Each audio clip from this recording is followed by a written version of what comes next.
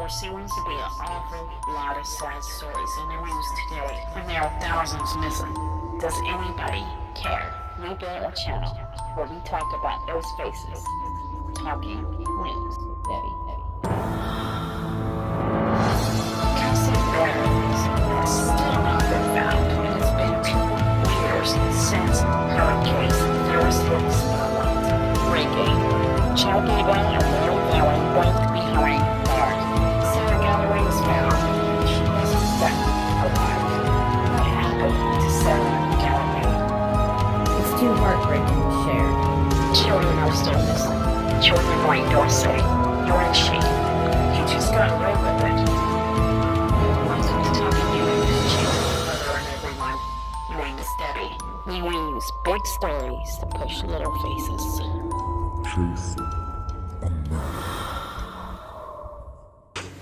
Hello everyone, welcome to Chasing a Murder Talking News. Before we get started, take a moment to subscribe, hit the like button, and say hello in the comments. You can also hit the notification bell if you would like notifications whenever we have new uploads. Now guys, you probably think that I fell off the face of the earth, but I've been sick and it's been hard to get over whatever this is. So I continue to do research and take notes in the background. And so I ran across this story and I felt like it was very important that we get this story a little bit, make a video that you guys can share. I do want to mention, guys, I miss you guys like crazy. I am so sorry that I've just I think we've all had quite a tough couple of years. So, each with our own thing though. So who am I talking about? So I'm talking about a 28-year-old out of Virginia, and it's Aheral Smith, and she works at a convenience store by the name of Claraville Little Sioux. It's in a small town of Heathville, Virginia. Aheral said that she was used to working these shifts from 1 in the afternoon to about 9 in the evening, and most days she worked alone. Every day before she left work, she would start her car, take out the garbage, lock up the store, set the alarm, and head home, which was only a few minutes down the road.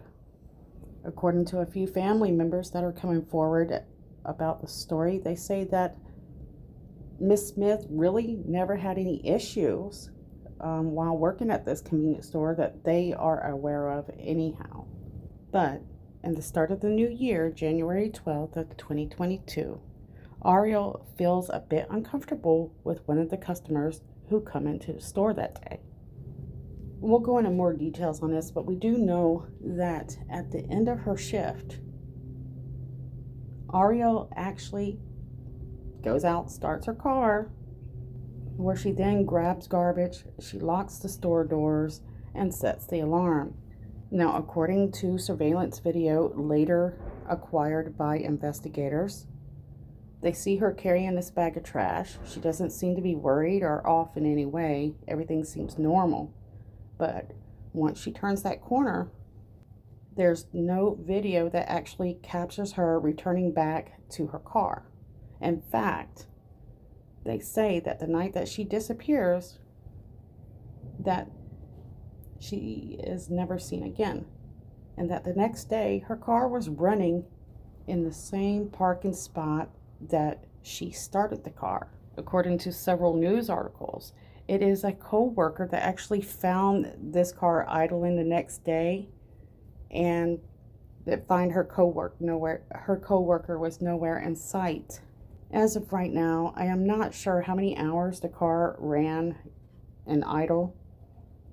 So it must have been at least a few hours, I'm thinking, but that's speculation. Now, according to her sister, Linda Smith, she spoke with a media source called News Nation Prime, and she had a few things to say. She said that Aheral actually texted her about a strange person outside the store that day. She said, quote, that someone at the door made her feel uncomfortable. She never really said a name, but she said that someone, made her feel uncomfortable, end quote. While his sister does several news interviews trying to reach out to the public, trying to find answers as to where her sister might be, she really doesn't have any other details to share with anyone interested in the story. This is because she doesn't want to compromise the investigation. Makes sense. In one of the interviews by a news journalist, I think it was at News Station Now, asked Linda if she thought her sister might have been afraid. Linda goes over the surveillance that she had watched, and she said that she noticed that her sister, when she took the trash out, the look on her face was normal. Her demeanor was calm. She said, quote, "Somebody was waiting and they snatched her," end quote. Most of the nation was unaware about the story, and by January 15th of 2022, police were willing to start kind of sharing more statements and posts. While the investigation has been kept hush-hush, police have had some sort of leads, because later that day on January 15th, there was an arrest made connected to the disappearance of Miss Smith. So according to a release that was posted to the office's Facebook page, Tyrone and Samuel, who is 50, of Heathville, Virginia, was actually arrested that January 15th and charged with Smith's abduction. And now we learned that police believe that Miss Smith was abducted and or kidnapped, but they have no leads as to where she could be. And at this point, the only thing that matters to Aheral Smith's family, the most important thing, is that she is found.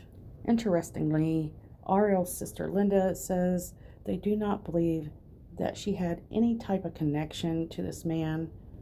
So I'm speculating that how they found out about this guy is most likely going through that surveillance camera, and the fact that Linda mentions Aheral had concerns about somebody in the store that day. They were able to identify somebody there. Still, the interesting question is, why do investigators believe that she was abducted? So remember, the co-worker arrives to work, sees Aheral's car running idle, but she's nowhere to be found. At some point, the police come in, and police bring in their K-9s, who track Aheral's scent about 50 to 100 yards away from the store's dumpsters to the edge of the road where investigators believe that she might have gotten into a vehicle. So what I want to do is go over a timeline real quick and then play a video of her sister's interview for you guys, and then let it shut down from there. So January 12th, around 9 o'clock p.m., Miss Smith starts to lock up the store.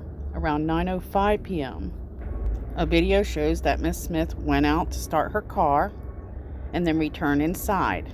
Around 9:18 p.m., surveillance actually captures her briefly going into a different car that was in the parking lot.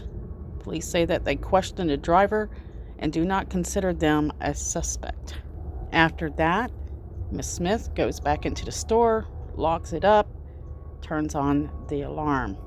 Then it shows her picking up the trash and taking it to the dumpster. From there, there's no more Miss Smith. On January 13th of 2022, the next day, the family say that they tried to call and text her, but get no response. They say that the family has tried calling her sister's cell phone since early Thursday morning, but it goes straight to voicemail. She says, quote, "It's not pinging at all, and her phone was not in her car. Everything that would normally be in her car was still there. The only thing missing was her and her cell phone," end quote. Right now, there's over a $10,000 reward to anyone that can help this family locate Miss Smith. Please, guys, take a moment to share her face or this video. It doesn't matter. Get her story out there. Hopefully someone knows something. Start with Tyrone Samuel. Is this a person that you or your family or your sister was familiar with? No, that's not someone that we know. I'm assuming that his connection to her will be that convenience store. Okay. So she was closing up shop at the convenience store. There was some video showing her do that. Is that something that she did often? And has she shared any concerns about her safety in doing that part of her job? No, she usually works, that 1 to 9 shift. She close up and she'll come up the road and come home. That particular night, you see her lock up, her car started, and you see her go out to take that trash. And after that, you don't see her no more. Her car was left running the whole entire night. When was the last time, Lydia, you talked to your sister? I talked to her last on Saturday. Okay. What are investigators telling you right now about what Tyrone told police about Ariel's whereabouts, any encounter he had with her? He's saying that he doesn't know where she is. He's really not giving up any information. The police pretty much said that, he refused to talk or answer questions. Mm-hmm. How about her cell phone? Has that been helpful at all in providing any clues, any digital evidence? No, her cell phone has been off, going straight to voicemail since, I've been calling it myself 5:45 the next morning. Just going directly to voicemail. The police saying they aren't able to ping her towers. It's just like we don't have really no answers. Mm-hmm. In a lot of these cases, we start to look back, hindsight, and play back conversations we had with our loved ones or anything that may have happened that stood out to us. Is there anything in the last couple of weeks with your sister that you now think that may be something worth looking further into, telling investigators about? She just said that someone at the store made her feel uncomfortable. She never really said a name, but she said that someone, made her feel uncomfortable, but not that she was afraid. When she went to that trash, like the last look on her face was her normal self. Like her demeanor was calm. Like, you know what I'm saying? Somebody was waiting and they snatched her. Did she describe that person that made her feel uncomfortable? She didn't. She didn't. Did she inform her employer that she was afraid? From my knowledge, she couldn't have because she was still closing by herself. Mm-hmm. I know that you and other family members are desperately searching for her and for any answers you can find. Where are you focusing your efforts right now as you look? Right now, at the very beginning of this, we searched the areas near the store, areas about 10 minutes past the store area, just looking in woods, abandoned houses, and we found nothing. And honestly, it's just become exhausting. So now I'm kind of letting the police work. The FBI has been here since Friday. I believe that they're working hard, trying to stay out of their way so that we don't compromise any crime scene or mess up anything that could lead to my sister. Mm-hmm. Lydia, tell me about your sister. If you could talk to her right now, what would you say to her? That I love her, and I wish that I could have kept her safe. That's all I got. I miss her. I pray that she's safe and unharmed. And I just want her to come home for real, man. It's like 5 days. That's my baby sister. I can feel your love. I can feel your pain. Lydia, I'm so, so sorry. I hope that getting your sister's photograph out there and her story out there brings you guys some answers. I thank you for giving me some time tonight. Thank you. I appreciate it. God bless you and your family. We'll be in touch, okay?